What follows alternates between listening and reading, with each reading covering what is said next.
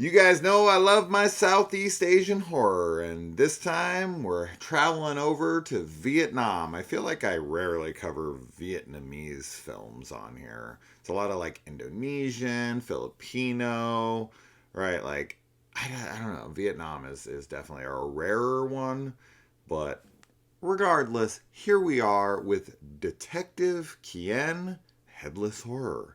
Yeah, this is one I came across. It's only $1.99 to rent on Amazon. And this is set in the 19th century in a rural town in Vietnam. And we have a missing girl who has an aunt and she desperately wants to see her returned. There is a series of beheadings that are happening, and everyone in the town believes it is this ghost, this water ghost, that is doing it. So she writes to try to enlist the help of Detective Kien. He comes to town and he investigates the disappearance of her niece. This one was damn good. This was a really good one. Uh, you know, this is a very kind of classic detective story, first and foremost. As far as the horror goes, um, there's always somewhat of a lingering presence of this like water ghost. And I will say, like, when it's finally shown, it's actually pretty fucking horrifying. Um, I would liken it to something out of like Scary Stories to Tell in the Dark. I know that's like a PG-13, kind of more family friendly ish horror film, but regardless, that still has some freaky ass imagery in it. And this kind of lines up with something like that. And I was actually pretty impressed with that. Now, it's not the focus, and it's rarely on screen. And this is much more of like a detective film with the classic twists and turns and revelations and misdirects and all of that kind of stuff. And there's a whole cast of characters that are suspects, and I actually thought that that stuff was done very well. I was pretty invested in seeing whether or not they would solve this missing persons case. There was a couple times where I was like, "Oh shit, I don't know." There was some surprises. There was some predictability. As far as Detective Kian himself, he's that kind of classic, know-it-all, stoic character that I would have liked maybe a little bit more personality out of. We're kind of used to the uh, Benedict Cumberbatch Sherlock, which is filled with personality, or Benoit Blanc from the Knives Out movies, which has tons of personality. And this is a little bit more classic iteration of it, which probably lines up with the period piece style that this movie has. And, there's also a cultural disconnect to a degree for me because I'm not from Vietnam and I don't know if this is based on anything or if this is kind of like a typical type character, but it's not one I'm unfamiliar with. I've definitely seen this type of character. Um, you kind of get it all. You get some action, like martial arts, sword fighting type stuff. You get uh, you know, a love story that's fairly tragic and is something that shouldn't be there's also like a kind of a little bit of a forced romance somewhere else in the film.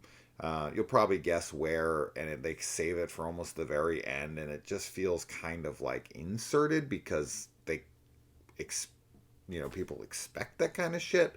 But that actually kind of was like, this is stupid. This is unnecessary.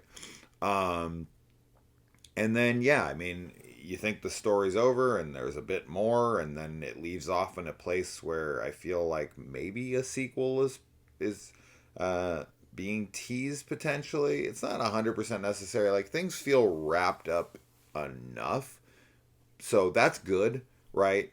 That this film actually focused on telling a full story, and there's just like an open thread for sequels, which is, yeah, I mean, I think that's the wise way to go, not to leave it off completely unsatisfied where you're like, oh well, I hope they make another movie and now I gotta wait to see if this thing can resolve itself, right? Like it really wraps up the main stuff, but leaves it open enough for something else. I would watch a sequel for sure. I'm not really 100% sure where they would go exactly after what's revealed to be true. But regardless, yeah, I mean, it's over 2 hours long, as one would expect, right? Southeast Asian horror is pretty known for being that length. Sometimes you get an hour and a half, but most oftentimes you get 2+ hours. Yeah, I felt justified. I think that there's enough story going on here. He's investigating all of these different characters and different occurrences, and there's also like the time period and the place in which it takes place, their kind of laws and their traditions and that kind of stuff, which you kind of got to learn as it goes, and you have to accept it as as some Westerner that's part of 21st century America now. Sometimes the laws and whatever are annoying, and you're like, what the fuck? What is this nonsense now? And other characters are just like, yeah, that's how it is, and you're like, no, that shouldn't be how it is, but whatever. But yeah, I think if you're like super into detective tales, especially ones that are period pieces, and then you want horror thrown in there as well, then this one was quite good. Yeah, man, I was pretty impressed with because they're okay. I will say this: the opening was solid. It had some pretty graphic, gnarly stuff in it, with a decapitated body, and I was like, "Oh, this looks great. This looks really cool." And the character setups and showing us kind of this, who's who and what's going on. I was like, "Oh, this is a great setup. Okay, cool. I'm all in." Then it went on for a little longer, and as I said, the detective is a bit lifeless, and I was starting to kind of lose interest. Then a reveal happens that pulled me right back in. And then once that happened, I was fully in for the rest of the film. So there was a little bit of waxing and waning for me. Like, I was a little in, a little out, sort of, but then I was fully back in. So, yeah, I dug it. Once again, detective story is the primary focus, and the horror is secondary. But when it's there, it is pretty scary. That's that. Detective Kien. Check it out on Amazon if it sounds up your alley. I don't know if these Southeast Asian horror movie videos ever get through to anybody. Like, I cover a lot of them, and I feel like they never get any views, and I rarely get many people responding like, I watched this one. So I don't know if I'm just screaming into the freaking ether at this point, but I'll keep trying. I'm gonna get you guys into it. So, all right, let me know if you watch it. Adios.